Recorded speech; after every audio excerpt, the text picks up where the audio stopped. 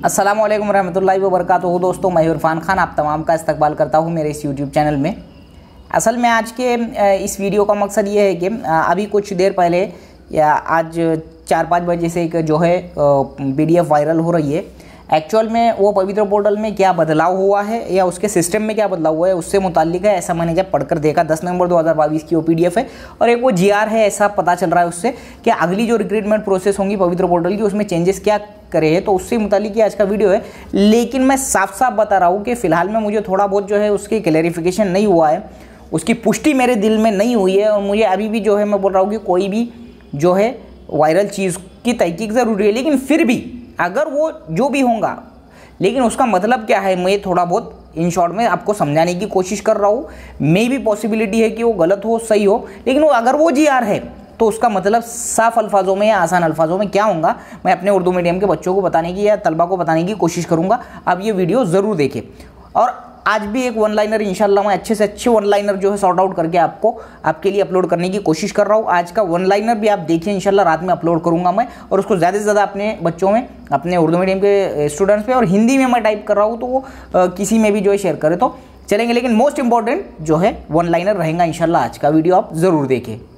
मैं अभी भी बोल रहा हूँ कि हो सकता है वो गलत भी साबित हो वो PDF, लेकिन उसका मैंने आसान भाषा में मतलब बताने की कोशिश किया हूँ, आप ज़रूर देखो। तो चलते हैं सबसे पहले कि पवित्र पोर्टल जो है उसके बारे में। ये आज का GR है 10 नवंबर सन 2022 का, और आगे आगे जो चीज़ें बताई गई है वो पूरी बताने की मैं कोशिश करूँगा, पढ़कर उसको समझाने की कोशिश करूँगा मैं हिंदी में। ठीक है, चलेंगे।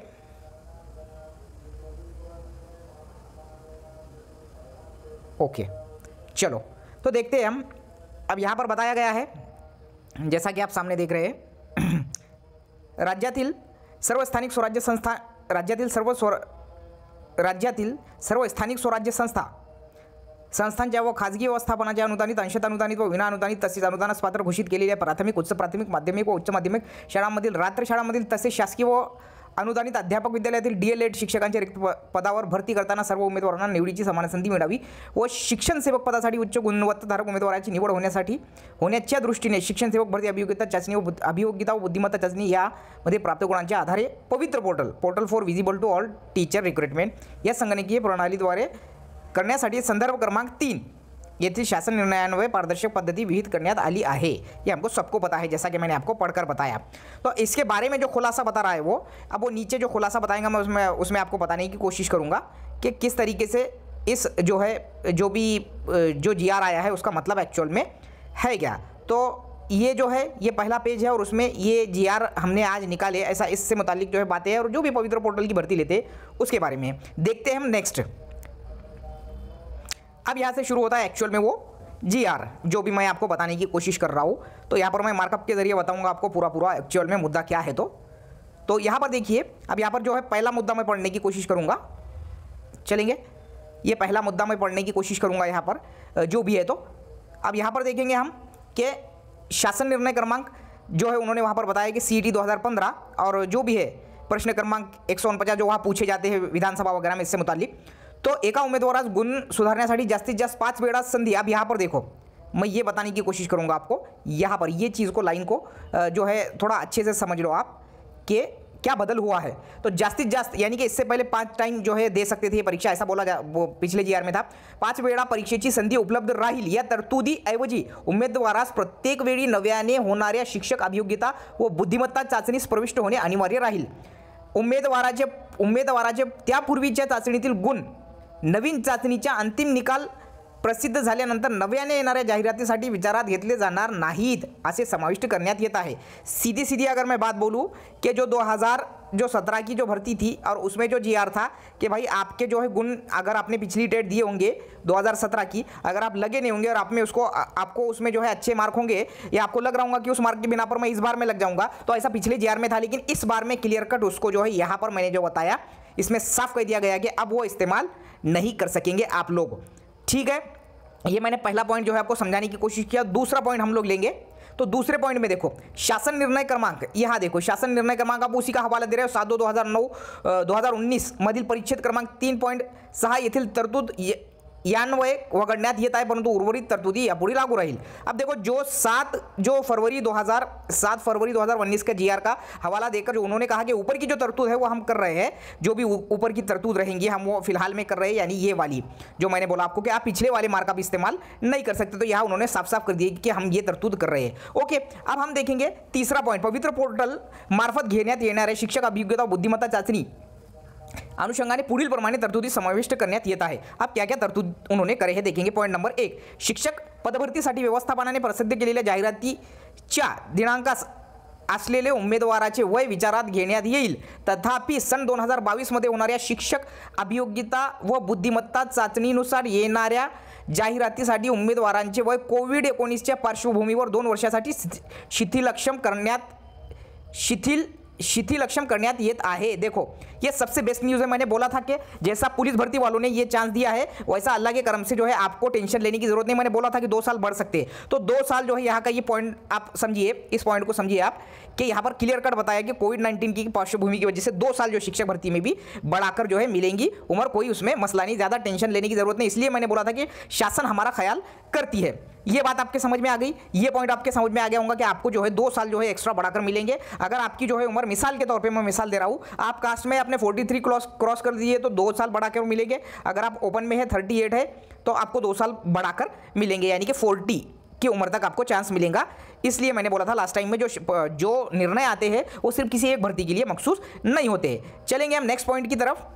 तो हमारे पास नेक्स्ट पॉइंट है तीसरा, शिक्षक अभियोग्यता व बुद्धिमत्ता चाचणीकरिता उमेदवाराने निवडलेले माध्यम हे केवळ चाचणी परीक्षेपुरते मर्यादित राहील। या चाचणीच्या माध्यमाचा निवड प्रक्रियेसाठी विचार केला जाणार नहीं। ये देखो बहुत इंपॉर्टेंट जो है ये पॉइंट, मैं ये पॉइंट जो है बताने की कोशिश करूंगा, बहुत ही इंपॉर्टेंट पॉइंट है ये वाला जो मैंने अभी पढ़ा। तो इसमें बताया ये जा रहा है कि आप जब, यानी कि मिसाल के तौर पर आपने बोल दिए भाई कि मुझे जो है एग्जाम ये मीडियम में देना है, भले ही मैं उर्दू मीडियम हूँ, मिसाल के तौर पे मैं उर्दू मीडियम हूँ, लेकिन मुझे जो एग्जाम जो है मराठी, मेरी लैंग्वेज ऑफ आंसर मराठी रहेंगी, तो इसका कोई भी असर तुम्हारे जो है सिलेक्शन प्रोसीजर पर नहीं होगा। वो मीडियम सिर्फ एग्जाम देने के लिए रहेगा, लैंग्वेज ऑफ आंसर रहेंगी। अदरवाइज तुम्हारा सिलेक्शन तुम्हारे टेट के फॉर्म की बिना पर, यानी जब तुम टेट का फॉर्म भरते तो तुम्हारा माध्यम पूछता हो, तुम्हारा वो मीडियम पूछता कि भाई तुम किस मीडियम के लिए अप्लाई करना चाहते। वहां जब तुम उर्दू डालेंगे तो ही तुम्हारा उर्दू के लिए सिलेक्शन होगा, वहां जब तुम मराठी डालेंगे तो तुम्हारा मराठी के लिए होगा, कहा टेट के फॉर्म में। और वहां अगर तुम कोई इंग्लिश डालेंगे, भाई आप इंग्लिश के लिए अप्लाई करना चाहते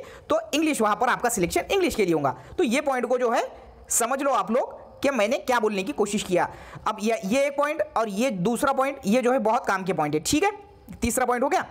अब उसके बाद में देखो, अब है अपने पास चौथा पॉइंट, शिक्षक अभियोग्यता व बुद्धिमत्ता चाचणीनंतर पदभरतीसाठी आवश्यकतेनुसार 3 महिन्यातून एकदा व्यवस्थापनाकडून पोर्टलवर जाहिराती घेण्यात येतील। अब इस पॉइंट की जो असलियत को समझ लो, एक्चुअल में थोड़ा गेम लग रहा है मुझे, ऐसा नहीं होना चाहिए असल में, सही बोले तो ये जो बात है यहाँ पर वो बोल रहा है कि अगर समझो जो भी शिक्षक अभियोग्यता चाचनी और तुम दे देंगे तो देने के बाद में 3-3 महीने के गैप में जो है जो भी संस्था या जो भी शासन की, क्या बोलेंगे हम उसको, जिला परिषद, नगर पालिका, मनपा जो भी होंगी, तो 3-3 महीने के जो है गैप से हो सकता है, मे भी ऐसी पॉसिबिलिटी बताई हुई है, हुई तो पूरी एक ही साथ हो जाएंगी, तो 3-3 महीने के गैप से वो जाहिरात प्रसिद्ध करेंगे। मिसाल के तौर पे कि भाई जिला परिषद की उन्होंने आज समझो अब तुमने अभियोग्यता चाचनी दे दिए तो उसके कुछ महीनों बाद में, 1-2 महीनों बाद में वो पूरी जाहिरात आ जाएंगी, और वो जाहिरात आने के बाद में जो आपको प्रेफरेंसेस देने होंगे, लेकिन सबके प्रेफरेंसेस एक साथ ही लेंगे और पूरी मेरिट लिस्ट एक साथ ही लगाएंगे। ये भी बात जो है क्लियर है। चलेंगे हम, अब देखेंगे हम अगला जो पॉइंट है, अगले पॉइंट्स को हम देखेंगे।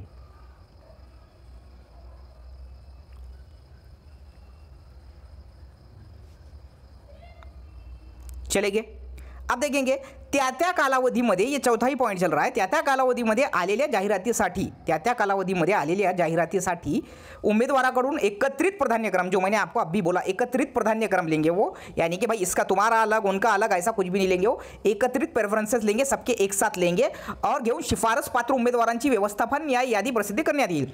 मिसाल के तौर पे तुमने दे दिए टेट, ठीक है। अब तुमने टेट देने के बाद में एक जाहिरात आ गई जेडपी की, जिसमें बोलेंगे हम जेडपी नगरपालिका, महानगरपालिका, ऐसे 3 ऐड आ गए। तो अब ये 3 जो ऐड आएंगे, मिसाल समझो मेरी, अब ये 3 ऐड में तुमको वहां प्रेफरेंसेस देने होंगे। आप प्रेफरेंसेस में क्या बोल रहा हूं, इस पॉइंट को जो है समझो, यहां पर शिफारस पात्र उम्मीदवारांची व्यवस्थापन निहाय, यानी कि जो तुमने जहां शिफारस करे थे, जैसा तुमने मिसाल के तौर पे सबसे ऊपर में दिए ZP के ऑप्शंस, उसके बाद दिए नगरपालिका के ऑप्शन और फिर दिए MNP के ऑप्शन। अब ये तीनों में से जब तुम ऑप्शन भरेंगे तो तुम्हारी एक मेरिट लिस्ट तय होंगी, और जिसकी मेरिट में, मिसाल के तौर पे तुम ZP के मेरिट में बैठ गए तो तुम्हारा नाम आ जाएगा ZP के सिलेक्शन में। तुम कहां से कट जाएंगे, फिर नगरपालिका और मनपा से कट जाएंगे, ठीक है।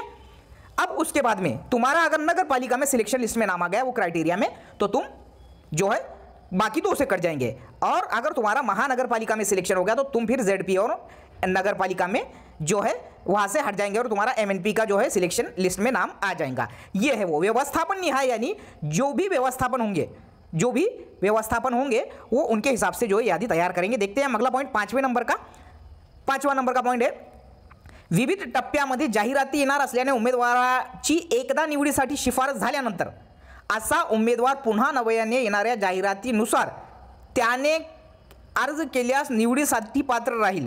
मुद्दा नंबर 5, ये भी बहुत ही ज़्यादा जो है इंपॉर्टेंट है।